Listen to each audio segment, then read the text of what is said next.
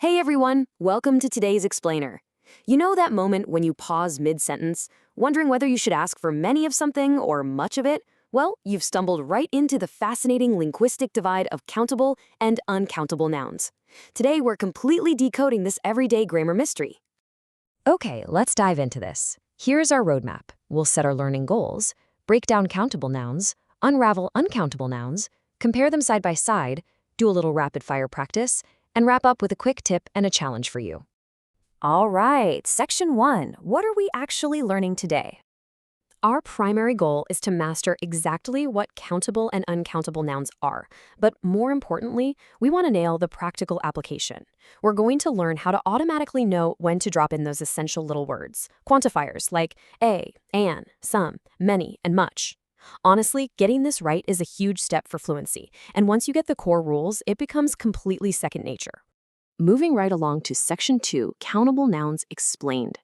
The best part about countable nouns, the clue is literally right there in the name. These are items with a distinct individual form. It means you can easily count them one by one using basic numbers. You know, 1 apple, 2 apples, 3 apples. It's as straightforward as that. Now, what's really interesting about this slide is how we pair specific describing words with these exact items. Take things like a book, a dog, a pencil, or a car. Because a book is a single individual unit, the rule is you use a or an when there's just one, and many when you've got a whole bunch of them. You would absolutely never use much because these are distinctly individual items. So, in everyday conversation, it sounds just like this. I have a book, or she has an apple. And for plurals, we have many pencils. That countable nature is exactly what allows for that precise, easy multiplication. Let's shift gears a bit. Section 3. Uncountable Nouns Explained. Now, uncountable nouns, they operate by a totally different rulebook. These are your mass substances, your liquids, or broad concepts. Think about water, milk, rice, bread, sugar, or butter. I mean, you wouldn't sit there and count every single grain of rice in your bowl, right? No way. You treat it as one big mass substance. Same goes for liquids. And because we treat them as mass substances, there's a super common trap people fall into here. It's actually completely incorrect to say 2 waters or 3 breads. We can't just slap a number on the front of these words and make them plural.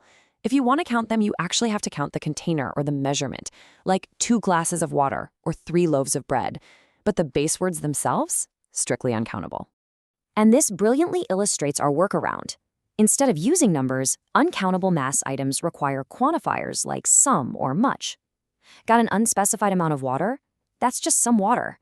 A massive quantity of milk? You'd say much milk. We're essentially just swapping exact numbers out for these broader mass quantities. I drink some milk. Not 1 milk, not 2 milks, just some milk. Or we need some sugar. And finally, there isn't much water, because water just flows continuously and doesn't break itself into distinct units. Much is the absolute perfect fit.